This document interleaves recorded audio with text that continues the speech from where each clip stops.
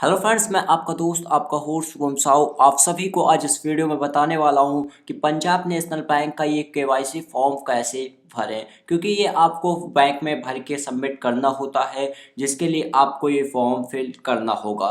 तो ये फॉर्म कैसे भरते हैं, हिंदी और इंग्लिश दोनों में आपको इसमें बताऊंगा कैसे क्या चीज़ें भरनी है। आप इजली अपना ये फॉर्म भर पाएंगे। क्या क्या चीज़ें लगेंगी, ये सारी चीज़ें आपको इस वीडियो में पता चल जाएंगे। तो सिंपली आपको ये फॉर्म आपकी बैंक की ब्रांच से मिल जाएगा या आप ऑनलाइन भी डाउनलोड कर सकते हैं, लेकिन मैं आपको कहूँगा कि बैंक में जाके ले लीजिए, वहाँ पे आपको फ्री ऑफ कॉस्ट मिल जाएगा। तो सिंपली ये फॉर्म आपको मिल जाता है केवाईसी फॉर्म फॉर इंडिविजुअल्स।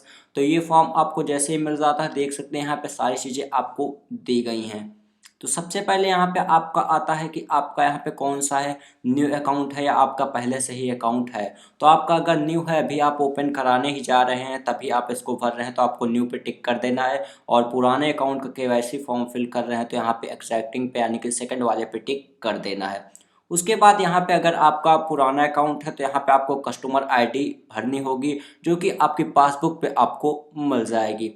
उसके बाद आपको दोस्तों यहाँ पे कस्टमर आईडी जो कि है न्यू है, तो आपको यहाँ पे फिल नहीं करनी हो, ब्रांच द्वारा की जाएगी, तो इसमें कुछ भी नहीं करना है। और यहाँ पे अगर आपकी पहले से कोई केवाईसी आपने की हुई थी, वो फेल्ड हो गई या कुछ भी ऐसा, तो उसका यहाँ पे आपको नंबर लिख देना है। उसके बाद यहाँ पे आपको पर्सनल डिटेल्स अपनी लिखनी है, जो कि ये फर्स्ट नंबर आ जाता है। यहाँ पे आपको पहला नाम लिखना है, यानी प्रथम नेम आपको लिखना है। जैसे कि मेरा नाम शुभम साहू है, तो मेरे में प्रथम नाम यहाँ पे शुभम रहेगा, और मिडिल वाला नेम जो रहता है, जैसे कि बीच में विक्रम या कुमार या कुछ भी जो भी चीज़ें लगाते हैं जो लोग, वो यहाँ पे लिख देंगे। ये ध्यान रखिएगा कि दो नेम के बीच में एक कॉलम आप जरूर छोड़ दीजिएगा। और इसके बाद लास्ट नेम वही होता है जो कि सर नेम होता है। जैसे कि मेरा साहू है, तो मेरा लास्ट नेम यहाँ पे साहू हुआ, मिडिल नेम मेरा कोई भी नहीं है। उसके बाद यहाँ पे मेडन नेम आता है, यहाँ पे if any for married women same as Aadhaar. Middle name में आपको, जैसे कि आप महिला हैं, तो आपका शादी से पहले नाम दूसरा रहा होगा, अब चेंज हुआ होगा, तो आपको वही नेम लिखना होगा। अगर चेंज नहीं हुआ है, तो आपको इसको छोड़ देना है और नेक्स्ट पे आ जाइए। अगला यहाँ पे आता है स्पाउस नेम। तो जो उनकी शादी हो गई है, वही लोग अपना स्पाउस नेम यहाँ पे फिल करेंगे, यानी कि अपनी पति का, और पत्नी है तो पति का, और पति है तो पत्नी का। तो यहाँ पे आपको स्पाउस नेम फर्स्ट, मिडिल और लास्ट इसी तरह आपको फिल कर देना है। उसके बाद मदर नेम, यहाँ पे अपनी माता जी का नेम वैसे ही फिल कर देना है। उसके बाद गार्जियन नेम फॉर माइनर, यानी कि जो लोग 18 से कम हैं, उन्हीं के लिए ये है, तो इसको फिल करना है, नहीं तो इसको छोड़ देना है। तो दोस्तों अगला यहाँ पे आता है relations of guardian with minor, यानी कि जो भी गार्जियन बन रहा है, जहाँ पे इसका ऊपर नाम लिखा गया है, वो बच्चे का क्या लगता है। बच्चे का चाचा हो सकता है, पापा या दादा, जो भी लगता है वो यहाँ पे आपको लिख देनी है। मम्मी हो सकती है आप उनकी, तो यही चीज़ आपको यहाँ पे लिख देना है। उसके बाद डेट ऑफ बर्थ अपनी लिख देनी है, जो कि DDMMYY के फॉर्म में रहेगी। जैसे कि पहले दिनांक रहेगा, 1 तारीख है तो 01, 9 महीना है, समझ लीजिए यहाँ पे 09 लिखेंगे। उसके बाद यहाँ पे आपको जेंडर लिख देना है, मेल है, फीमेल है, ट्रांसजेंडर है तो आप मेल हैं तो इस पे फर्स्ट वाले पे लगा दीजिए, और महिला है तो यहाँ पे लगा दीजिए, और ट्रांसजेंडर है तो आप इस पे टिक लगा दीजिए। उसके बाद यहाँ पे आता है मैरिटल स्टेटस, यानी कि शादी वाला, कि आप शादीशुदा हैं तो मैरिड पे लगा दीजिए, नहीं है शादीशुदा आप तो यहाँ पे सेकंड पे कर दीजिए, और अदर पे तो यार जो लोग का अदर कुछ है तो वो आप यहाँ पे टिक कर सकते हैं, नहीं तो दोनों में से एक ही होगा। शादी हो गई तो फर्स्ट वाले पे क्लिक कीजिए, नहीं तो सेकंड वाले पे अनमैरिड पे टिक कर दीजिए। नेशनलिटी, यानी कि आप कौन से हैं, इंडियन हैं, अदर हैं, जो भी आप यहाँ पे फिल कीजिए। अदर हैं तो यहाँ पे आपको कंट्री कोड डालना पड़ेगा, जो भी कंट्री कोड आपका पड़ता है। इंडियन है तो सिंपली आप यहाँ पे फर्स्ट वाले पे टिक कर दीजिए। उसके बाद यहाँ पे रेसिडेंटल स्टेटस आपका कौन सा है, आप रेसिडेंट इंडिविजुअल हैं कि यानी आप यहीं पे रहते हैं। नॉन रेसिडेंट इंडियन है, यानी कि NRI हैं। फॉरेन, यानी कि आप विदेशी ही हैं। पर्सन ऑफ इंडियन ऑरिजिन, तो यहाँ पे आपको पहले वाले पे टिक कर देना है, और यहाँ पे भी टिक कर दीजिए।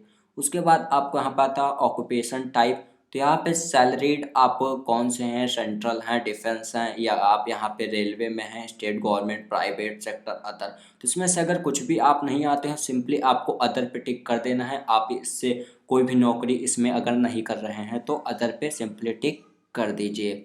उसके बाद आपको इसी में यहाँ पे देख सकते हैं, यहाँ पे आपको दिया गया है, आपको यहाँ पे अपनी पासपोर्ट साइज फ़ोटो यहाँ पे आपको लगा देनी है, और यहाँ से आपको साइन करना है, जो कि आधा साइन यहाँ पे रहेगा और आधा साइन फ़ोटो पे आपका रहेगा।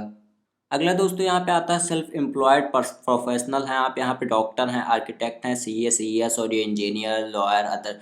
इसमें अगर आप कोई भी आते हैं कर दीजिए, नहीं तो आप सिंपली यहाँ पे अदर पे टिक कर दीजिए। उसके बाद आता है यहाँ पे बिजनेस, आप क्या करते हैं, कोई करते हैं मैन्युफैक्चरिंग का या ट्रेडर का, एग्रीकल्चर यानी कि कृषि। तो ये ज़्यादातर लोग यहाँ पे एग्रीकल्चर यानी कृषि में ही रहते हैं, तो वो लोग इस पे टिक कर दीजिएगा सिंपली कृषि में। नहीं तो यहाँ पे अदर कुछ और करते हैं आप, कुछ छोटा मोटा और चीज़ें, तो वो यहाँ पे आप डिटेल में लिख दीजिए छोटा सा क्या करते हैं। और वैसे उसके अदर यहाँ पे आता है अदर्स, तो यहाँ पे देख सकते हैं रिटायर्ड हैं, स्टूडेंट हैं आप, हाउस वाइफ हैं या कुछ और हैं। तो सिंपली यहाँ पे आप स्टूडेंट हैं तो इसमें कर देंगे, और आप महिला हैं घर में रहती हैं तो हाउस वाइफ पे टिक कर देंगे। नहीं तो आप कुछ और हैं तो यहाँ पे सिंपली लिख देंगे।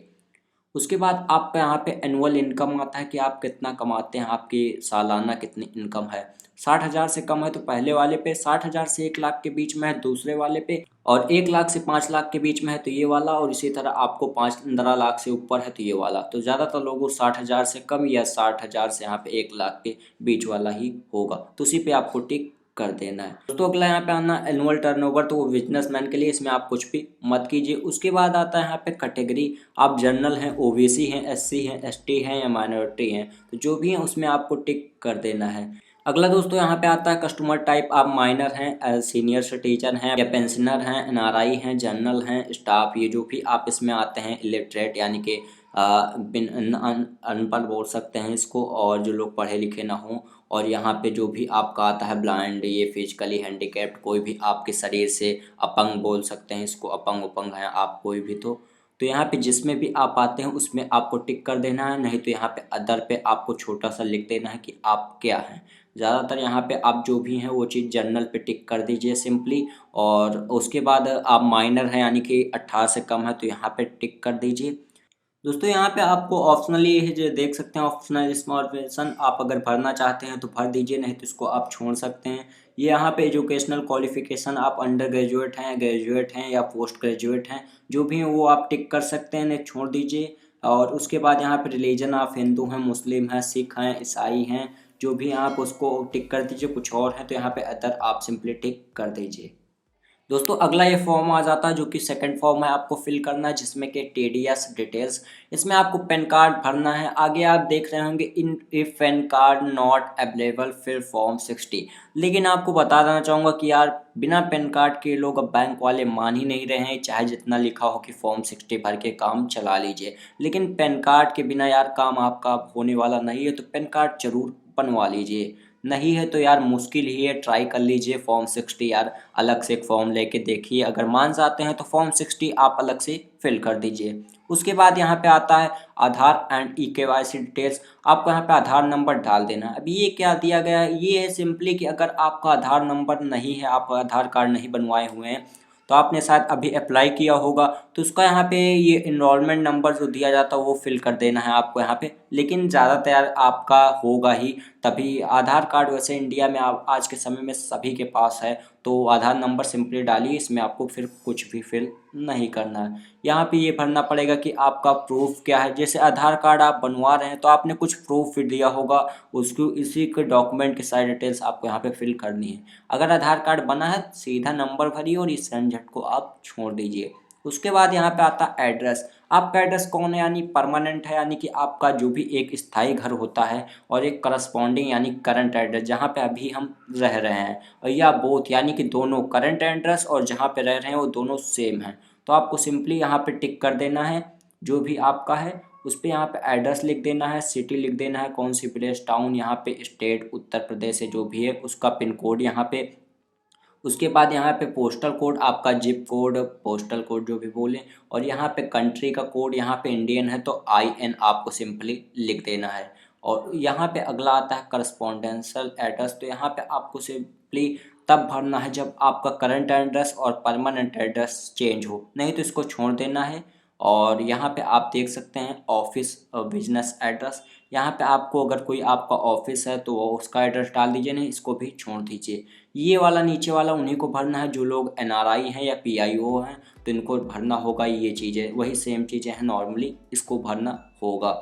अगला दोस्तों यहाँ पे आता है 6 नंबर का कॉन्टैक्ट डिटेल्स। तो यहाँ पे सिंपली आपको अपना मोबाइल नंबर जो भी भर देना है रजिस्टर्ड वाला, और यहाँ पे मेल आईडी है तो भर दीजिए, नहीं छोड़ दीजिए। और यहाँ पे टेलीफोन नंबर है तो उसका एसटीडी कोड के साथ भरिए, नहीं तो छोड़ दीजिए। उसके बाद अगला यहाँ पे आता है आर यू टैक्स रेसिडेंट और कंट्री अदर देन इंडिया, यानी कि आप और भी कंट्री में टैक्स रेसिडेंट हैं तो आपको यहाँ पे यस कर देना है, नहीं सिंपली यहाँ पे नो टिक कर दीजिए बस, और कुछ नहीं करना है। अगला यहाँ पे आता है I declare that I do not enjoy any credit facility with your banks and other branches, यानी कि आप कहीं से भी और किसी बैंक से या पंजाब नेशनल बैंक से ही लोन लिए हुए हैं तो आपको ये टिक करना होगा। अगर नहीं लिए हुए हैं तो आप यहाँ पे पहले वाले पे टिक कर दीजिए, और लिए हुए हैं तो सेकंड वाले पे आपको यहाँ पे सारी चीज़ें भरनी होंगी। नहीं लिए सिंपली टिक करिए और इसमें कुछ भी और नहीं करना है। लिए हुए हैं तो यहाँ पे आपको बैंक का नाम लिखना होगा, ब्रांच का नेम, और कौन सा टाइप अकाउंट का फैसिलिटी कौन सी थी उसमें, और ये अकाउंट नंबर यहाँ पे, और यहाँ पे लिमिट कौन सी, कितनी फैसिलिटी की लिमिट कितनी थी, कितने रुपए का था, ये चीज़ लिख दीजिए। उसके बाद आपको ये सारी चीज़ें छोड़ देना है, इसमें कुछ नहीं करना है। यहाँ पे आपको आना है 10th नंबर पे, इस पे आपको सिग्नेचर कर देना है। अगर आप अंगूठा लगाते हैं तो अंगूठा लगा दीजिए, इसी के अंदर करिएगा, बाहर मत करिएगा। यहाँ पे आपको डेट लिख देनी है और यहाँ पे प्लेस अपना स्थान लिख देना है। दोस्तों ये अगला जो फॉर्म आता है इसको इसमें कुछ भी नहीं करना है, इतना ही आपको भर देना है। उसके बाद आपको अपने बैंक चले जाना है। बैंक जाने के बाद आपको आधार कार्ड की फ़ोटो कॉपी और पैन कार्ड की फ़ोटो कॉपी आपको साथ में लेके जानी है।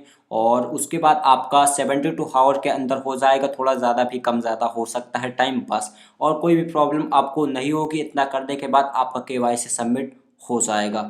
दोस्तों जो भी आपकी शंका सुझाव हो वो नीचे कमेंट कर दीजिए, जो भी कंफ्यूजन हो या अच्छा लगा हो तो वो भी बताइएगा कमेंट करके। वीडियो को लाइक करिए, दोस्तों के साथ शेयर करिए, और चैनल को सब्सक्राइब कर लीजिएगा। चैनल को सब्सक्राइब करना बिल्कुल फ्री है, ताकि आप हमारी वीडियोस को सबसे पहले देख सके। जल्दी मिलता हूँ आपसे एक नई वीडियो के साथ, तब तक जय हिंद, वंदे मातरम।